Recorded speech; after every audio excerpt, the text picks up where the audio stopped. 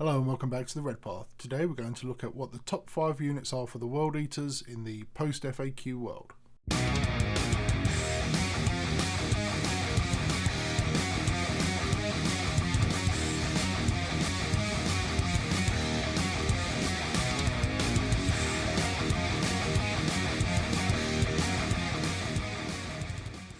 Back in October, the first real video I posted on the channel was the top 5 units for World Eaters October 2020. And now, a solid 3 months later, I figured it was time to re-examine things. Since then, we've had the new Imperial Armor book drop and just last week a big FAQ to shake things up. First, let's look at what the previous top 5 was. In 5th place we had Chaos Terminators, in 4th I had Raptors, in 3rd place Khan. Getting the silver medal I had Berserkers, and the number 1 was Zufar the Impaler. First of all, and very sadly, Zufar became a legend, losing any real opportunity to be used competitively, so we've got to completely remove him from the table. Given the changes to rules and points, we need to reset the whole thing. Furthermore, several other units have had rules changes that make them at least competitive for a top 5 spot within the World Eaters. Note, this is simply for World Eaters, not Chaos Space Marines at large.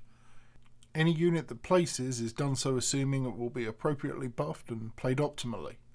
In the running I'm including Khan, Chaos Terminators, Raptors, Terminator Lord, Berserkers, the Dreadclaw, a quad heavy bolter rapier, and the dual scourge Hellbrute.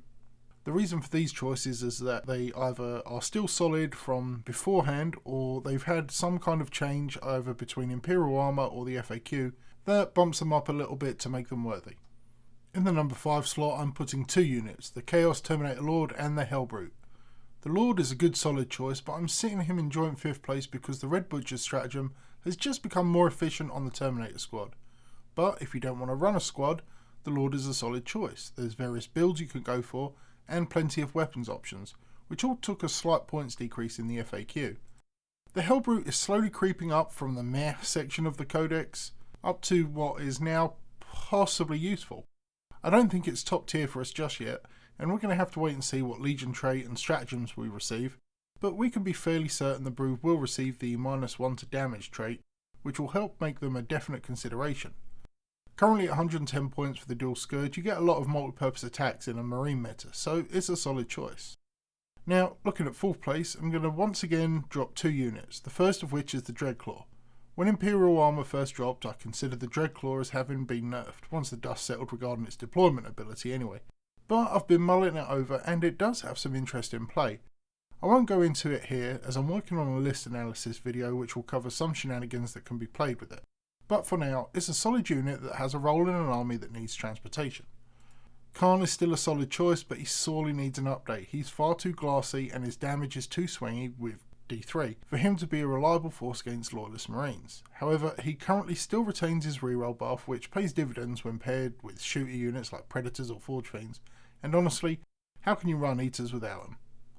In 3rd place we've got 2 more entries, Berserkers and the Rapier. Look, Berserkers are awesome, they're fun, efficient, effective.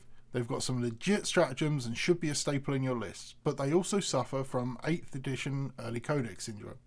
With 2 wounds, they'll likely bounce further up this list, and perhaps with different stratagems, we may be able to get some real wins out of them, but for now, a solid 3rd place. The quad heavy bolter rapier is a useful unit, especially when paired with Khan. At only 85 points for 12 heavy bolter shots, 3 of these put out an astonishing amount of DACA, 255 points for 36 strength 5, -1 AP 2 damage shots. Hitting on 3s with potential rerolls from Khan, that's not bad at all. In 2nd place I'm putting the Raptors. As mentioned several times previously, these were already a solid unit, but with the points drop and chainsword upgrade they just keep getting better. As they can have a large squad size and options for special weapons, you have real options with them. Utilising Apoplectic Frenzy lets them establish ball control early on and they have a solid chance at a turn 1 charge, or better, grabbing an objective out of the way in preparation for your 2nd turn. But in 1st place, as is already obvious, I'm going with Terminators. Since Faith and Fury gave us the Red Butcher stratagem, these monsters have steadily been getting more and more useful. With the points drop from the FAQ, I think they've finally found their place in the sun. Equipped with a Lightning Claw and Combi Bolter, just 5 of these put out an astonishing amount of accurate damage. Combined with whatever buffs you can afford, they can become truly terrifying. They also play a part in the list I'm working on, as mentioned with the Dreadclaw, and I think they can become a solid choice for us, especially when they get a bump to 3 wounds. So there you have it, my thoughts on the best units currently available for us in the post-FAQ landscape. Let me know your thoughts in the comments, or come join the Discord and discuss it there. I'd appreciate a subscription if you haven't already, and a thumbs up if you enjoyed the video. Also, leave a thumbs down if you didn't. As ever folks, stay healthy, stay safe, and kill main bird.